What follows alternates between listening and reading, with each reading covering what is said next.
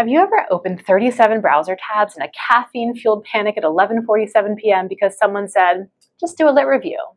Maybe you weren't even sure what that meant. Or you started reading papers and immediately forgot everything you just read.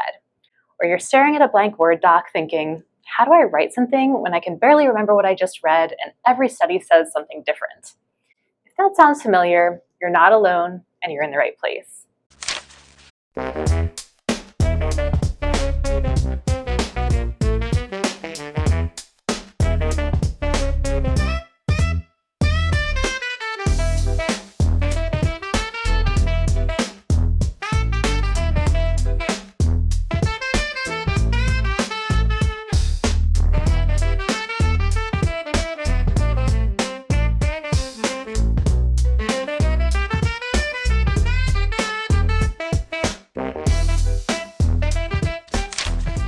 Hi, welcome back to Unhidden Curriculum, a podcast for the curious. I'm Megan Puglia. Today we're diving into one of the most foundational and honestly misunderstood parts of research, the literature review. I'm going to show you how to dive into the literature efficiently and effectively without feeling like you're drowning in PDFs covered in sticky notes and wondering if Google Scholar is quietly judging your search terms. And more importantly, I'll show you how to turn your lit review into a power move, not just a homework assignment. Because once you understand how to do it right, the lit review becomes one of the most empowering parts of being a researcher. In this episode, I'll walk you through what a lit review really is and what it's not, how to search, read, and organize sources without losing your mind, how to synthesize instead of summarize, and how to actually write the thing without drowning in quotes or second-guessing every sentence. So let's unhide the lit review. Okay, so what even is a literature review? Whether you're trying to make sense of a new field, starting a research project, writing a grant proposal, or preparing a manuscript, doing a lit review isn't just academic busy work. It's how you build context, gain credibility, and figure out what your work is contributing to the field. At its core, a literature review is a critical summary of what we know, how we know it, and what we still don't know in a particular area of research. This is your chance to survey the intellectual landscape. By diving into the literature, you'll learn what questions have people already asked, what methods have they used to ask those questions, where do they agree or disagree, and what gaps are left. But before we go further, here's an important clarification. A literature review is not the same thing as a review paper. A literature review is a step in the research process, something you do to build foundation for your own original research. A review paper, on the other hand, is a standalone publication that synthesizes the state of a field. In your own work, especially as a student or early career researcher, you'll mostly be performing literature reviews to support your own studies, and even those come in different flavors. Descriptive reviews summarize relevant previous work, often to establish context, so you'll see these in the background sections of journal articles. They answer things like what's already been done in this field or what's known about a particular topic so far. Integrative or synthetic reviews go beyond listing facts. They identify themes, patterns, debates, and gaps. These are typical in grant proposals, theoretical papers, or the discussion section of manuscripts. And they answer questions like, where do researchers agree or disagree? What methods are commonly used to study this? What's missing from the current literature? Systemic reviews and meta-analyses take it even further and will be a topic for a future episode. But for now, it's enough to know that these follow predefined protocols, search strategies, and inclusion and exclusion criteria. You'll see these as standalone publications, usually done by research teams. These answer questions like, what's the overall effect of intervention X across studies, or how consistent are findings across different populations or methods? Most undergrad and grad level lit reviews fall somewhere between descriptive and synthetic, and that's our focus for today. So what are you actually aiming for with this type of review? Not a book report, not a list of article summaries, but synthesis, a bird's eye view of the field, organized by themes or ideas, not by authors, that builds towards an argument for why your research question matters. So think of it like detective work. You are piecing together clues across studies to uncover patterns, spot contradictions, and figure out where to go next. You're telling a story, one that sets the stage for your own research to take the next step. Okay, so why do lit reviews actually matter? Well, they help you sharpen your research question. Reading what's been done helps you spot gaps or pivot your idea if it's already been answered. They make your argument stronger. When you can position your work in context, Here's what we know and here's the hole I'm filling. Reviewers listen. They make writing easier. Doing the lit review early means your intro and discussion sections practically write themselves.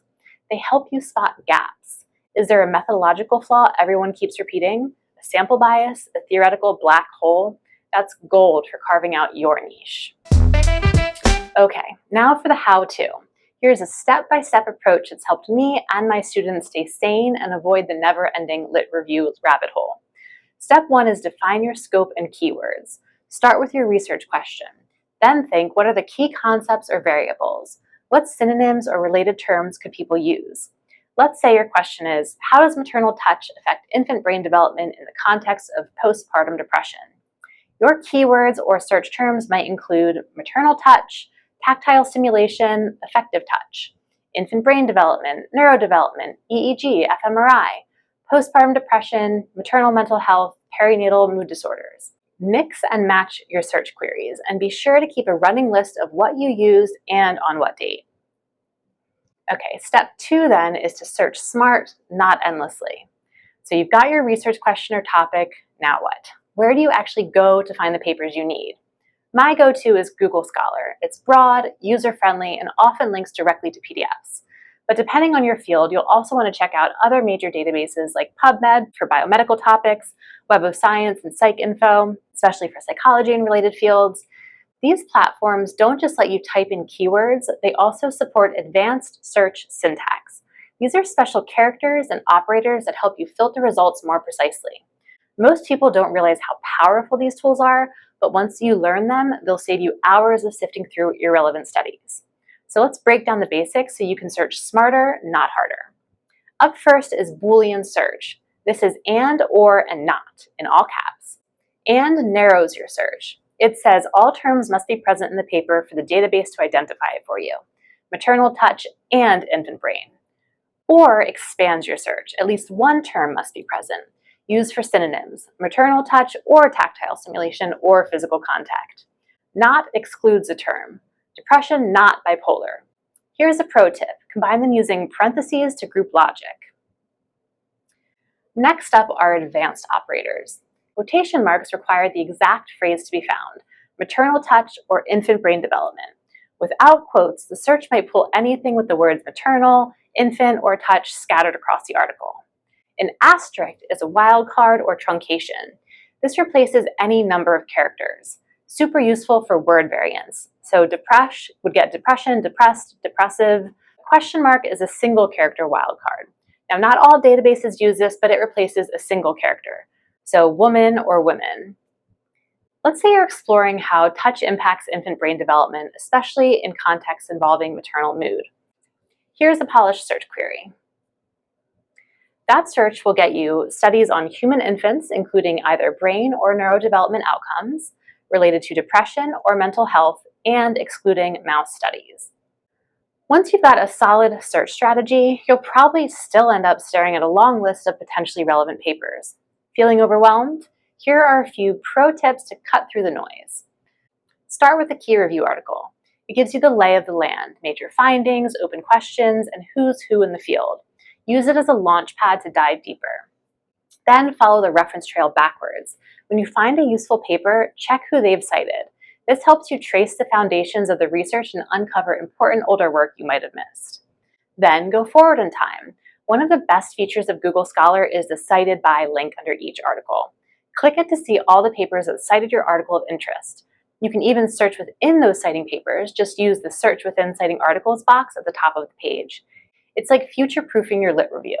Many academic articles are hidden behind what's called a paywall, meaning you have to pay to read them. But here's the thing.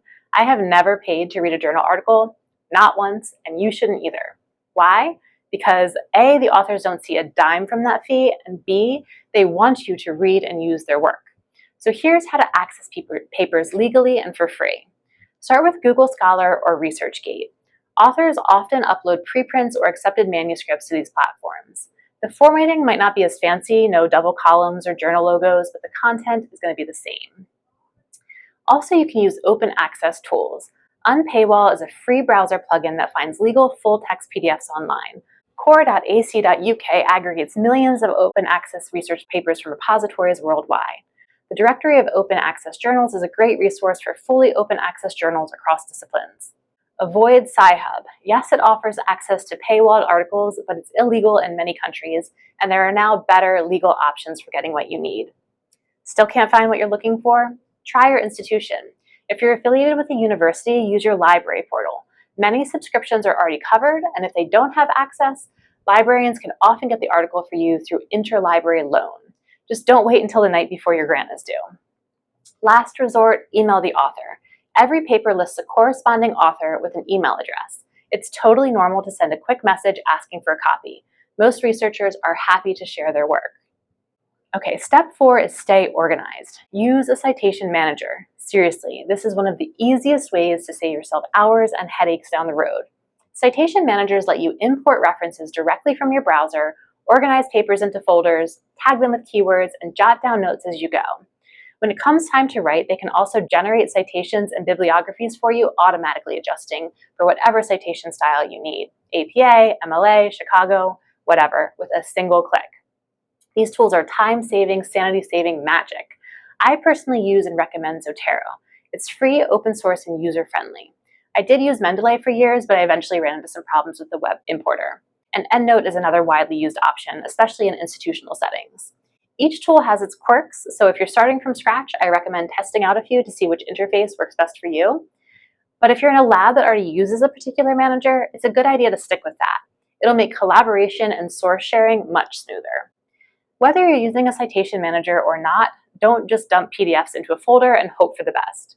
Create folders, use tags, write notes. I also recommend keeping a spreadsheet or a shared doc with helpful columns like citation, main finding, methods, sample, notes, quotes. Future you will thank you. Next, read with purpose. Write as you go. You don't need to read every paper cover to cover. Start by skimming. Read the abstract, scan the headlines, and glance at figures to decide if the paper is relevant. If it is, focus on the section or sections that serve your purpose. Introduction for background, methods for approach, or discussion for big picture takeaways and future directions for the field. As you read, be active. Highlight key points, jot margin notes or reactions, write a quick 1 to 2 sentence summary that captures the gist of the study. Then start synthesizing early. Don't just collect summaries, look across papers for patterns or consensus, conflicting results, gaps, and unanswered questions. Group papers by themes, methods, or findings. Use spreadsheets, summary tables, or concept maps to track key ideas. And don't wait until you finish reading everything, start writing as you go. Those early notes and mini summaries can easily turn into paragraphs in your introduction or literature review.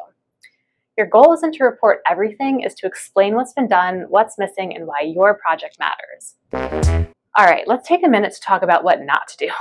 First, don't underestimate how long a good lit review takes. It's not just skimming a few papers and calling it a day, but set yourself deadlines. Otherwise, you risk falling into the lit review rabbit hole where you read forever and never actually start writing. Second, don't let yourself drift off topic. If something's interesting but not directly related to your current question, save it for later. I use a future reads folder in Zotero just for this. It helps keep me focused. Third, be careful with preprints. It's great that we have early access to cutting-edge work, but remember, preprints haven't been peer-reviewed yet, so use them wisely and with a critical eye. Fourth, have a system for your notes. I promise you won't remember which study used which sample size or which one used EEG or fMRI 2 weeks from now. And please don't copy-paste abstracts directly into your notes. Not only does that flirt with accidental plagiarism, but it also short-circuits your own understanding. You should paraphrase, summarize, and engage with the material. Related to that, don't overquote. Use your own words. It shows you get the ideas. And finally, don't be afraid to leave things out. You simply can't include everything. Prioritize what's most relevant to your argument. All right, here are a few tricks I swear by after doing this for, let's just say, a while. Keep a lit review log or research journal, just a running document or spreadsheet where you jot down thoughts, questions, and ideas as you read. Sometimes your best insights come mid-paragraph in someone else's paper. Color code your citations in your draft. It's a sneaky way to check if you're leaning too heavily on 1 or 2 sources. Make time for regular check-ins, especially during long projects. The literature changes. What was true when you wrote the grant might have shifted by the time you're publishing the paper. And another pro tip, use Google Scholar's advanced search function to filter by publication year so you don't have to reread everything when you go back. Need clarification on a paper? Email the author. Seriously, most are happy to hear from people engaging with their work. And above all, remember, you don't need to read everything, you just need to read enough to say something meaningful. And if you want to take your lit review to the next level, here are some tools I love. Connected papers. Plug in one key article and get a visual map of related research. It's like mind mapping for your field. Research Rabbit. Think Spotify for papers. Start with one and it recommends others based on citation networks. Semantic Scholar. This is an AI-powered search that highlights influential passages and shows how papers cite each other. Lit Maps. This one's great for tracking how research ideas evolve over time. It's dynamic, interactive, and pretty fun to explore. Try them out and see which ones click with your style. So that's your unhidden guide to literature reviews. Not a boring box to check, a creative, strategic, essential part of being a researcher. You're not just gathering facts, you're building expertise. If this episode helped clarify the process, send it to a lab mate or a classmate. And if you've got your own lit review hacks, I'd love to hear them. Tag me on social or head to meganpuglia.com to connect. Until next time, don't forget to cite your sources and stay curious.